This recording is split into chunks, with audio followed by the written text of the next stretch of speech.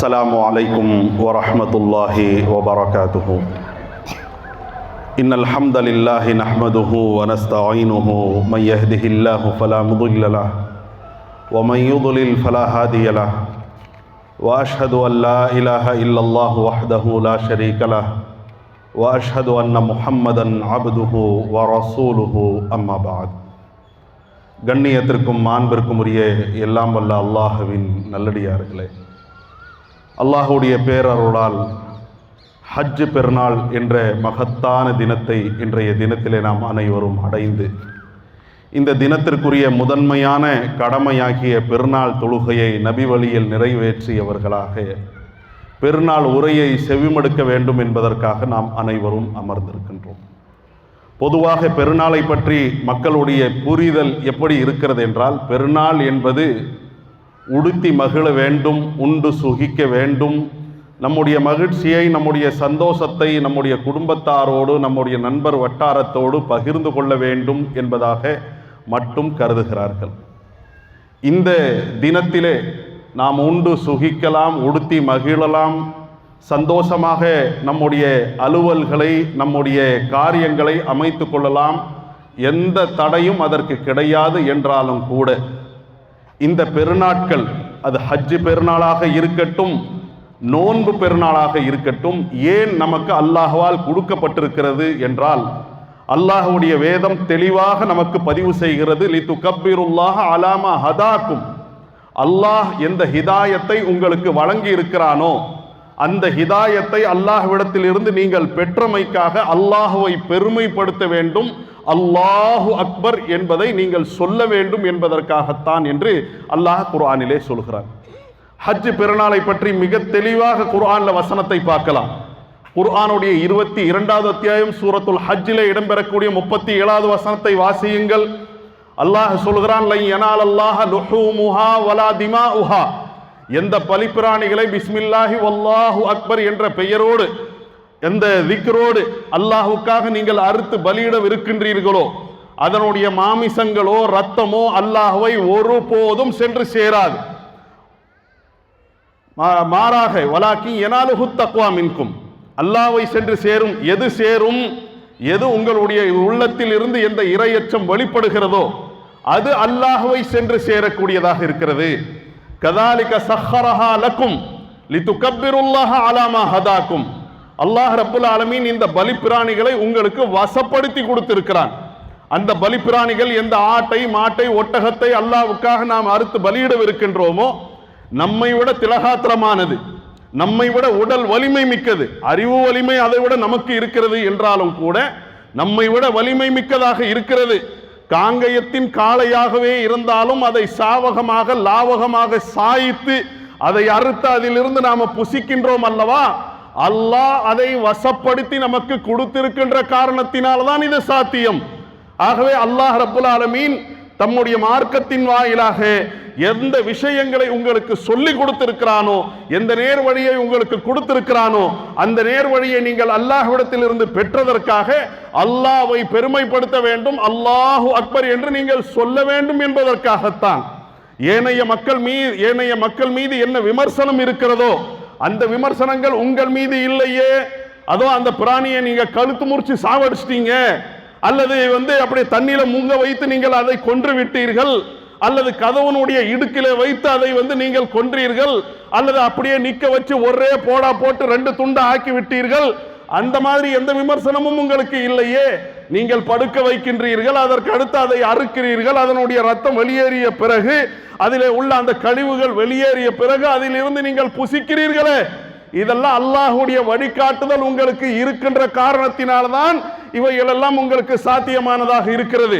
ஆக இப்படிப்பட்ட அந்த ஹிதாயத்தை, எந்த ஹிதாயத் உறுதி மிக்கதாக இருக்கிறதோ, எது எழுச்சியை கொடுக்குமோ, புரட்சியை கொடுக்குமோ, ஏற்றத்தை கொடுக்குமோ, மாற்றத்தை கொடுக்குமோ, அப்படிப்பட்ட அந்த நேர் வழியை அல்லாஹ் தம் புறத்தில் இருந்து உங்களுக்கு கொடுத்திருக்கிற காரணத்தினால் அல்லாஹ்வை பெருமைப்படுத்த வேண்டும், அல்லாஹு அக்பர் என்று நீங்கள் சொல்ல வேண்டும் என்பதற்காகத்தான் இந்த பெருநாள் என்பதை தெளிவாக விளங்கி அல்லாஹு அக்பர் என்பதை இன்றைய பொழுது முழுவதற்கும் அதிகமாக சொல்லக்கூடியவர்களாக, அல்லாஹ்வுடைய ஹிதாயத் எப்படிப்பட்டது, எவ்வளவு மகத்துவம் வாய்ந்தது என்பதை சிந்திக்கக்கூடியவர்களாக நாம் இருக்க வேண்டும் என்கின்ற முதன்மையான தகவலை நாம் பெற வேண்டும். இப்படிப்பட்ட இந்த மார்க்கத்தில் நாம் இருக்கின்றோம். எந்த மார்க்கம் ஆக்கப்பூர்வமானதாக இருக்கிறதோ, முழுமையானதாக இருக்கிறதோ, அப்படிப்பட்ட அந்த மார்க்கத்திலே அல்லாஹ் ரப்புல் ஆலமீன் முன் உதாரணங்களையும் நமக்கு சொல்லி இருக்கிறார். எந்த காரியத்தை நாம் செய்வதாக இருந்தாலும் அதற்கு உதாரணங்களை நாம் எதிர்பார்க்கின்றோம். நமக்கு முந்தி யாராவது செய்து அதை வழிகாட்டி இருக்க வேண்டும். அப்படியான அந்த வழிகாட்டுதல்களையும் தம்முடைய வேதத்தின் வாயிலாக அல்லாஹ் நமக்கு சொல்லி இருக்கிறான். குர்ஆனில் அல்லாஹ் சொல்றான், வகுல்லன் நகுஸ்ஸு அலைக மின் அம்பாயிர் ருசுலி மா நுஸப்பித்து பிஹி ஃபுஆதக். தூதர்மார்களுடைய வரலாறுகளிலிருந்து எப்படிப்பட்ட விஷயங்களை உங்களுக்கு நாம் சொல்லி தருகிறோம் என்றால், எது உங்களுடைய உள்ளத்திற்கு உறுதியை தருகிறதோ, உங்களை உறுதிமிக்கவர்களாக ஆக்குகிறதோ, அப்படிப்பட்ட அந்த விஷயங்களை உங்களுக்கு நாம் சொல்லி தருகிறோம். வஜாக ஃபீ ஹாதிஹில் ஹக், எதை கொண்டு நீங்கள் சத்தியத்தை அறிந்து கொள்ள முடியுமோ, வமௌஇதத்துன், எதை கொண்டு நீங்கள் உபதேசத்தை பெற முடியுமோ, எதிலே உங்களுக்கு உபதேசம் இருக்கிறதோ, வதிக்ரா லில் முஃமினீன், மூமின்களுக்கு எது பாடம் படிப்பினையாக இருக்கிறதோ, அப்படிப்பட்ட அந்த வரலாறுகளையும் உங்களுக்கு நாம் சொல்லி தருகின்றோம். அப்படிப்பட்ட அந்த முன் உதாரணங்களையும் உங்களுக்கு நாம் சுட்டி காட்டுகின்றோம் என்று சொல்லி பல முன் உதாரணங்களை, பல நபிமார்களுடைய வாழ்க்கை சம்பவங்களை தம்முடைய வேதத்தின் வாயிலாக, தன்னுடைய தூதருடைய பொன்மொழிகள் வாயிலாக அல்லாஹ் நமக்கு சொல்லி கொடுத்திருக்கின்றான். அப்படியான அந்த முன் உதாரணங்கள்ல முத்தாய்ப்பான ஒரு முன் உதாரணம் எது தெரியுமா? நபி இப்ராஹிம் அலைஹிஸ்ஸலாத்து வஸ்ஸலாம் அவர்களுடைய வாழ்க்கை சம்பவங்கள். எந்த இப்ராஹிம் அலைஹிஸ்ஸலாம் அவர்கள் ஹஜ்ஜுக்கு முன்மாதிரியாக இருக்கிறார்களோ, எந்த இப்ராஹிம் அலைஹிஸ்ஸலாம் அவர்கள் குர்பானிக்கு முன்மாதிரியாக இருக்கிறார்களோ, அந்த நபி இப்ராஹிம் அலைஹிஸ்ஸலாம் அவர்களை நினைவு கூறுமாறு நமக்கு சுட்டி காட்டுகின்றான். வذ்குர் ஃபில் கிதாபி இப்ராஹிம், இந்த வேதத்தின் வாயிலாக இப்ராஹீமை நீங்கள் நினைத்து பாருங்கள், இப்ராஹீமை நீங்கள் நினைவு கூறுங்கள். இன்னஹு கான சித்தீகன், அவர் மிக்க உண்மையாளராக இருந்தார். இன்னஹு கான சாதிகன் அல்லாஹ் சொல்லல. சாதிகன் என்றால் உண்மையாளர். உண்மையும் இருக்கும், கொஞ்சம் கொஞ்சம் அங்கங்க பொய்யும் இருக்கும் என்பது அதனுடைய அர்த்தமா வந்துடும். ஆக அல்லாஹ் குர்ஆனிலே இப்ராஹிம் அலைஹிஸ்ஸலாம் அவர்களை சொல்லும் போது மிக்க உண்மையாளராக, சித்தீகாக இருந்தார் என்று அல்லாஹ் சொல்கிறான். உண்மைதான் அவர்களுடைய வாழ்க்கையில இருந்தது, பொய் இருக்கவில்லை. நாமெல்லாம் தப்பு செய்யறதுக்கு பொய் சொல்லிடுவோம், பொய்யான அடிப்படையில் நாம் நடந்து கொள்வோம், போலித்தனம் நம்முடைய வாழ்க்கையிலே வந்து இணைந்து விடும். ஆனால் நபி இப்ராஹிம் அலைஹிஸ்ஸலாத்து வஸ்ஸலாம் அவர்கள் நல்ல காரியம் செய்வதற்காக, தப்பை விட்டு விலகி கொள்ள வேண்டும் என்பதற்காக ஆங்காங்கே ஒரு 3 விஷயத்தை மாற்றமாக, உண்மைக்கு மாற்றமாக சொன்னார்கள். அதற்காக அவர்கள் அல்லாஹ்வை பயப்படுகிறார்கள், அல்லாஹ்வை அஞ்சுகிறார்கள். நாளை மறுமையிலே எல்லா நபிமார்களும் இருப்பார்கள். நபிமார்களிடத்தில் சிபாரிசு செய்வதற்காக மக்கள் போய் அவர்களை அணுகுவார்கள். அந்த சமயத்திலே நபி ஆதம் அலைஹிஸ்ஸலாம், நபி நூ அலைஹிஸ்ஸலாம், இன்ன பிற நபிமார்கள் எல்லாம் நிராகரிப்பார்கள். இல்லைங்க, நம்மால முடியாது, நம்ம சிபாரிசு செய்ய இயலாது, சிபாரிசுக்கு வர முடியாது என்று சொல்லக்கூடிய அந்த வரிசையில நபி இப்ராஹிம் அலைஹிஸ்ஸலாம் அவர்களிடத்திலையும் மக்கள் போய் சிபாரிசுக்காக கோரிக்கை வைக்கக்கூடிய சமயத்திலே நபி இப்ராஹிம் அலைஹிஸ்ஸலாம் அவர்கள் சொல்வார்கள், என்ன சொல்வார்கள்? என்னுடைய வாழ்க்கையில ஒரு 3 பொய் நான் சொல்லிட்டேன், அல்லாஹ் அதை பிடித்து விடுவானோ, அதை கேட்டு விடுவானோ என்று நான் அஞ்சுகின்றேன் என்று அவ்வளவு மிக்க உண்மையாளராக அவர்கள் இருந்தார்கள். என்ன 3 பொய் அவர்கள் சொன்னார்கள்? நபி இப்ராஹிம் அலைஹிஸ்ஸலாத்து வஸ்ஸலாம் அவர்கள் ஏகத்துவத்திலே இருக்கிறார்கள். இணை கற்பிப்பிற்கு, ஷிர்க்குக்கு, பிற தெய்வங்களை அல்லாஹ் அல்லாதவர்களை வணங்குவதற்காக மக்கள் அவர்களை அழைக்கிறார்கள், இப்ராஹிம் அலைஹிஸ்ஸலாம் அவர்களை.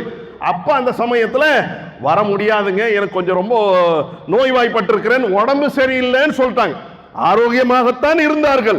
ஒரு தப்பை விட்டு, ஒரு இணை கற்பிப்பை விட்டு, ஒரு அநியாயத்தை விட்டு தன்னை தானே காத்துக்கொள்ள வேண்டும் என்பதற்காக வர முடியாது என்று சொல்லாம இதமாக, கொஞ்சம் உடம்பு சரியில்லைங்க, என்னால வர இயலாது என்று சொன்னார்கள். அதை பெரிய பொய்யின் அவர்கள் நாளை மறுமையிலே கருதுகிறார்கள் என்று சொன்னால் எவ்வளவு உண்மையாளர்களாக அவர்கள் இருந்திருக்கிறார்கள். ஏகத்துவத்தை எடுத்து சொல்கிறார்கள், அந்த மக்களை எடுத்து ஏற்றுக்கொள்ளவில்லை.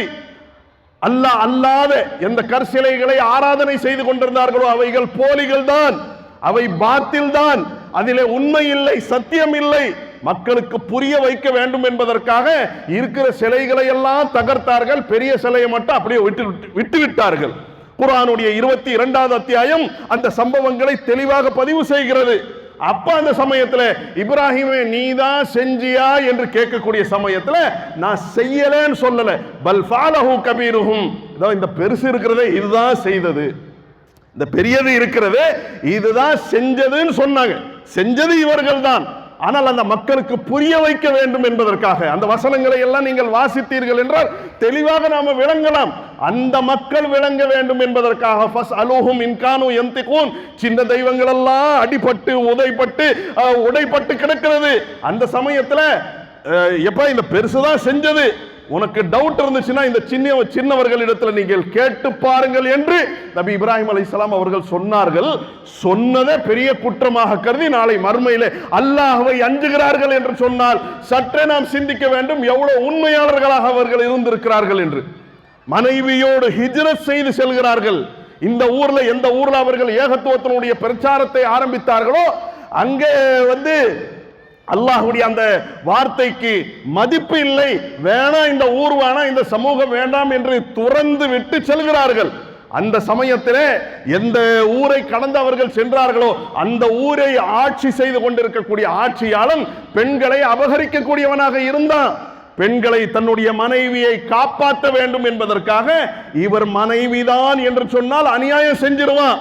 ஆக அதை விட்டு அவர்களை காப்பாற்ற வேண்டும், சாரா அவர்களை காப்பாற்ற வேண்டும் என்பதற்காக என்ன சொல்லிட்டாங்க, இவர் என்னுடைய சகோதரி.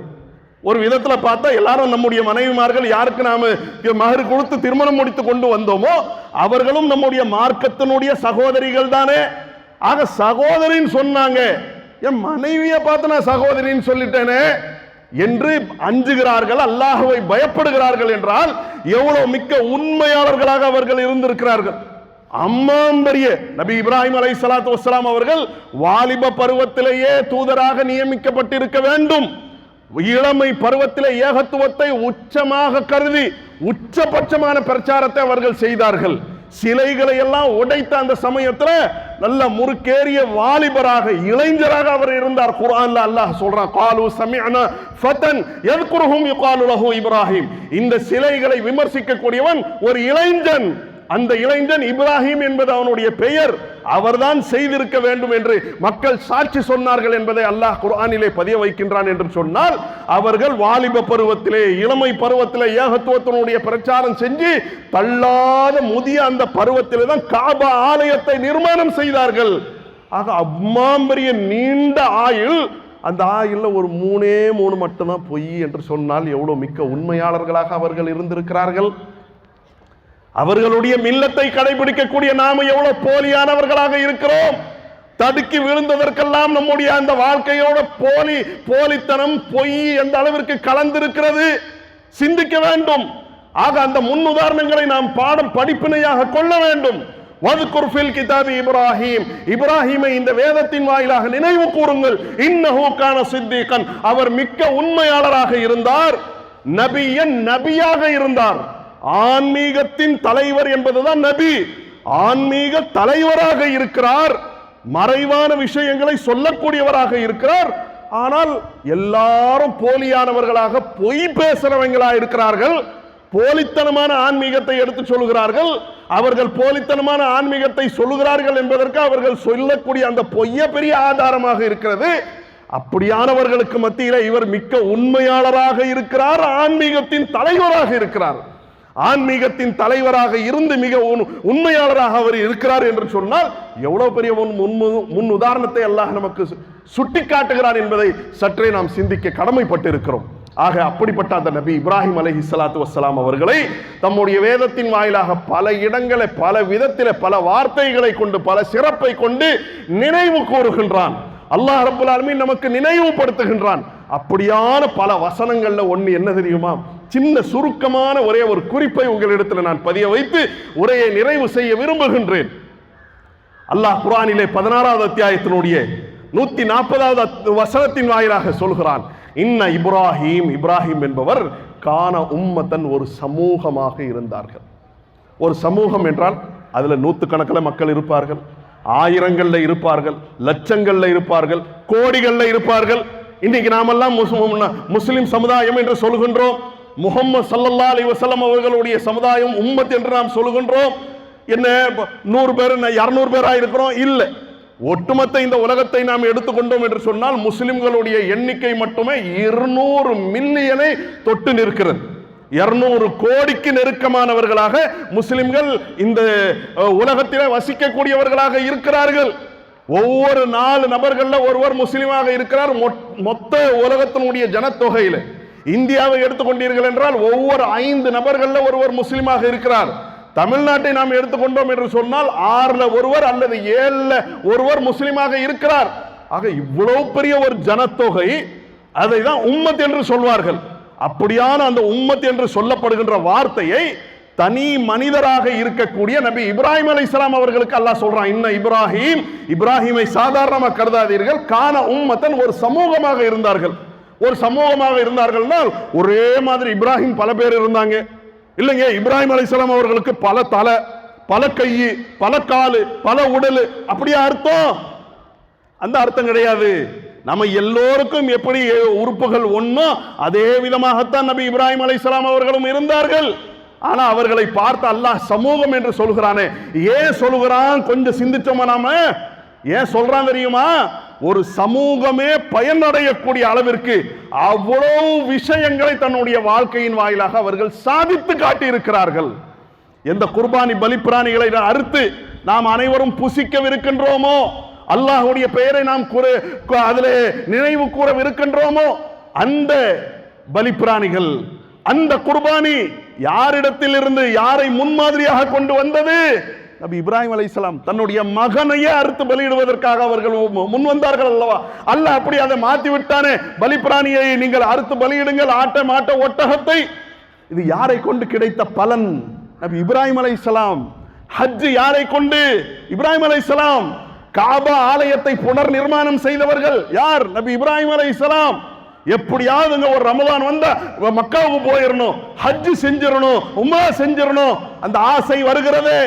அங்கிருந்து ஜம்சம் இங்க வரைக்கும், கோயம்புத்தூர் வரைக்கும், தமிழ்நாடு வரைக்கும், உலகத்தினுடைய கடைக்கோடி வரைக்கும் ஹாஜிகள் உம்ராவுக்கு செல்லக்கூடியவர்கள் கொண்டு போய் அதை பருகுகிறார்களே, யாருடைய பலன்? இதுதான் நாம சிந்திக்க வேண்டும். எல்லா நபி இப்ராஹிம் அலைஹிஸ்ஸலாத்து வஸ்ஸலாம் அவர்களுடைய பலனாக இருக்கிறது. ஆக ஒரு சமுதாயமே பலனடையக்கூடிய காரியத்தை சின்னஞ்சிறிய தன்னுடைய வாழ்க்கையில் அவர்கள் சாதித்திருக்கிறார்கள் என்றால் எவ்வளவு பெரிய விஷயம்ங்க. அதைவிட மகத்தானது இருக்கிறது. இப்ராஹிம் அலைஹிஸ்ஸலாம் ஒரு சமுதாயமாக இருந்தார்கள் என்றால் அதனுடைய இன்னொரு அர்த்தமும் இருக்கிறது. என்ன அர்த்தம் தெரியுமா? ஒரு சமுதாயமே செய்ய தயங்கக்கூடிய காரியத்தை, ஒரு சமுதாயமே செய்ய தவறக்கூடிய காரியத்தை, ஒரு சமுதாயமே செய்வதற்கு அஞ்சி நடுங்கக்கூடிய காரியத்தை தம்முடைய வாழ்க்கையில் அவர்கள் செய்திருக்கிறார்கள். அதற்குரிய உதாரணம் வேணுமா? குர்ஆனுடைய 60வது அத்தியாயத்தினுடைய ஆரம்ப வசனங்களை வாசியுங்கள். கது கானத்லக்கும் உஸ்வத்துன் ஹஸனத்துன் ஃபீ இப்ராஹிம். இப்ராஹிம் இடத்துல உங்களுக்கு அழகிய முன்மாதிரி இருக்கிறது. என்ன முன்மாதிரி? அவர்கள் தம்முடைய சமுதாயத்திற்கு ஏகத்துவத்தினுடைய பிரச்சாரத்தை செய்தார்கள். செஞ்சு அவர்கள் ஏற்றுக்கொள்ளாத காரணத்தினால் வேறு பல அனுகூலங்களை பயன்படுத்தி அந்த மக்களுக்கு ஏகத்துவத்தை புரிய வைத்தார்கள். புரியாத அந்த சமயத்திலே அந்த மக்கள் இவரை தீக்குண்டத்தில் தூக்கி போடுறாங்க. அல்லாஹ் காப்பாத்தினா, அல்லாஹ்வுடைய உதவி வந்தது, இவர்கள் காப்பாற்றப்படுகிறார்கள். காப்பாற்றப்பட்டு வெளியே வந்த பிறகு என்ன சொல்றாங்க தெரியுமா? இன்னா புராஉ மின்கும் வ மிம்மா தஅபுதூன மின் தூனில்லாஹ். அல்லாஹ்வை விட்டு விட்டு பிற தெய்வங்களை வணங்குகிற காலமெல்லாம் உங்களை நான் என்னை விட்டு ஒதுக்கி வைக்கின்றேன். பொதுவாக சமுதாயம் தான் ஒருத்தன் தப்பு செஞ்சிட்டான், இவன் மாத்தமா நடக்கிறான், சமுதாயம் மக்கள் தான் சேர்ந்து ஒதுக்கி வைப்பாங்க. ஆனா இவர் எப்படிப்பட்டவர் தெரியுமா? நீ என்னடா என்னைய ஒதுக்குறது, நான் உன்னைய ஒதுக்குறேன், நான் உன்னை ஒதுக்குறேன், நான் உன் கொள்கையில இல்லை என்று பிரகடனம் செய்ய வேண்டும் என்று சொன்னா எவ்வளவு தில்லு, எவ்வளவு திராணி இருக்க வேண்டும். அதுவும் பெரிய அளவுக்கு கூட்டம் உள்ள காலகட்டத்தில் இல்லைங்க, சின்ன கூட்டம். இவங்க இருக்கிறாங்க, ஒரு 4-5 பேர் இஸ்லாத்தை ஏற்றுக்கொண்டவர்கள். அதே விதமாக இவர்கள் இருக்கிறார்கள், இவர்களுடைய மனைவி. அப்படியான அந்த நிலையில அவர்கள் சொல்கிறார்கள் என்றால் சிலைகளை எல்லாம் அவர்கள் தகர்த்தார்களே. ஏன்? அந்த மக்களுக்கு புரிய வைக்க வேண்டும், இது கல்லு தான்ப்பா, கல்லு எப்படி கடவுளாக இருக்க முடியும் என்பதை சொல்வதற்காகத்தான். அந்த சமயத்தில் இந்த சிலைகளோடு, நம்முடைய தெய்வங்களோடு இந்த விளையாட்டை விளையாடியது யார்? என்று கேட்ட உடனேயே பல் ஃபாலஹு கபீருஹும் ஹாதா, இதோ இந்த பெருசு இருக்கிறது, இதுதான் செய்திருக்கிறது, ஃபஸ்அலுஹும் இன் கானூ யன்திகூன், உங்களுடைய தெய்வங்கள் பேசும் என்றால் அதனிடத்திலே கேளுங்கள், ஏங்கிட்ட கேட்கறியப்பா? அதாவது அடி வாங்கினவன்ட்ட போய் கேளு, ஏங்கிட்ட நீ கேட்கறிய எப்படி? நியாயமா என்று கேட்கணும்னா எவ்வளவு தைரியம் இருக்கணும். கேட்டார்கள். கேட்டுட்டு எந்த அளவுக்கு என்று சொன்னால் அவன் திருப்பி பதில் சொல்றான், லக்கத் அலிம்த மா ஹாவுலாய் யன்திகூன், இப்ராஹிமே இதெல்லாம் பேசாதுங்கிறது உனக்கு தெரியாதா? இது பேசாதுங்கிறது உனக்கு தெரியாதான் அவன் திருப்பி கேள்வி கேட்கணும்னா எவ்வளவு அவர்கள் மீது உழைப்பு செலுத்தி இருக்க வேண்டும், எவ்வளவு தைரியத்தோடு உள்ள உறுதியோடு அவர்கள் இருந்திருக்க வேண்டும். கொஞ்சம் சிந்திச்சு பார்க்கணுங்க. இன்னைக்கு இவ்வளவு பெரிய ஜனத்தொகையில இருக்கின்றோம், போலித்தனமான விஷயங்களை பல காரியங்களை செய்கிறார்கள். பல பேரு செஞ்சுட்டு அவர்கள் நம்மை குற்றவாளியாக நிறுத்தக்கூடிய அந்த சமயத்தில் ஒரு அச்சம், ஒரு பயம் நம்முடைய உள்ளத்திற்கு வருது. ஆனா இப்ராஹிம் அலைஹிஸ்ஸலாம் எவ்வளவு தைரியத்தோடு இருந்திருக்கிறார்கள். அதே விதமாக தன்னுடைய மகனை அறுத்து பலியிட வேண்டும் என்று அல்லாஹ் கட்டளையிட்ட சமயத்தில் அந்த கட்டளையை நிறைவேற்றுவதற்காக அவர்கள் முன் வருகிறார்கள் என்றால், ஒரு சமுதாயமே சேர்ந்தாலும் கூட ஒரு மனிதனை அறுத்து பலியிட வேண்டும் என்று சொன்னால் அந்த காரியத்தை செய்வதற்கு நாம முன் வருவோமா? ஆனா அவங்க முன் வந்தாங்களே. ஆக இப்படியான பல பல விஷயங்கள் அவர்களுடைய வாழ்க்கையில நடந்தது. இன்றைக்கு மக்கா ஜகஜோதியா இருக்கிறது. இன்னைக்கு பல லட்ச மக்கள் அங்கே இணைந்து ஹஜ்ஜை நிறைவேற்றி கொண்டிருக்கிறார்கள். அப்படிப்பட்ட அந்த மக்காவை அல்லாஹ் ரப்பல் ஆலமீன் யாரை கொண்டு உருவாக வைத்தான், யாரை கொண்டு மீண்டும் புனர் நிர்மாணம் செய்தான்? மக்காவுக்கு அவ்வளவு பெரிய ஒரு வளர்ச்சி கிடைத்திருக்கிறது. யாரை மூலதனமாக பயன்படுத்தினா? இப்ராஹிம் அலைஹிஸ்ஸலாம் அவர்களுடைய குடும்பத்தை தானே. இப்ராஹிம் அலைஹிஸ்ஸலாம் அவர்கள் தன்னுடைய மனைவியையும் பச்சிளம் குழந்தையும் கொண்டு போய் அந்த பாலைவன பெருவழியில விட்ட அந்த சமயத்திலே அங்கு யாருமே இல்லை, பூண்டுகள் கூட கிடையாது. அப்படிப்பட்ட அந்த இடத்தில் அல்லாஹ்வுடைய கட்டளைக்காக மனைவியையும் பச்சிளம் குழந்தையையும் விட்டுட்டு நடைய கட்டுறாங்கன்னா எவ்வளவு உள்ள உறுதி இருக்க வேண்டும். அதை தான் அல்லாஹ் குர்ஆன்ல சொல்றான், இன்ன இப்ராஹிமை சாதாரணமாக கருதாதீர்கள், கான உம்மத்தன், ஒரு சமூகமாக இருந்தார்கள், ஒரு சமுதாயமே பயனடையக்கூடிய காரியங்களை தம்முடைய வாழ்க்கையில் அவர்கள் செய்தார்கள். அதே விதமாக ஒரு சமுதாயமே செய்ய அஞ்சக்கூடிய, திணறி நிற்கக்கூடிய, தயங்கி நிற்கக்கூடிய காரியங்களை அவர்கள் செய்தார்கள் என்று அல்லாஹ் ரப்பல் ஆலமீன் சொல்லி அப்படிப்பட்ட அந்த முன் உதாரணத்தை நமக்கு சொல்கின்றான். ஆக அப்படிப்பட்ட அந்த முன் உதாரணத்தை அதிகமாக நினைவு கூறக்கூடியவர்களாக, அவர்களை நம்முடைய நம்பிக்கைக்கு, நம்முடைய கொள்கைக்கு, நம்முடைய கொள்கை உறுதிக்கு, நம்முடைய துஆவுக்கு, நம்முடைய தாவாவுக்கு, நம்முடைய பிரச்சாரத்திற்கு அவர்களை முன்னுதாரணமாக பயன்படுத்தக்கூடிய நல்ல மக்களாக திகழ வேண்டும். ஆக ஒரு ஹஜ் பெருநாளை நாம் அடைந்தோம், ஹஜ்ஜுடைய காரியங்கள் முடிந்து விட்டது, குர்பானி பெருநாளை அடைந்தோம், குர்பானி முடிஞ்சு போச்சு என்று நாம் கடந்து செல்லாமல் அப்படிப்பட்ட இப்ராஹிம் அலைஹிஸ்ஸலாம் என்கின்ற மகத்தான உறுதிமிக்க அந்த முன் உதாரணத்தை கடைபிடிக்கக்கூடியவர்களாக நம்முடைய இறுதி மூச்சு வரைக்கும் அவர்களை நினைவு கூறக்கூடிய நல்ல மக்களாக நாம் திகழ வேண்டும். அல்லாஹ் அருள் புரிவானாக. வல்ஹம்துலில்லாஹி ரப்பில் ஆலமீன்.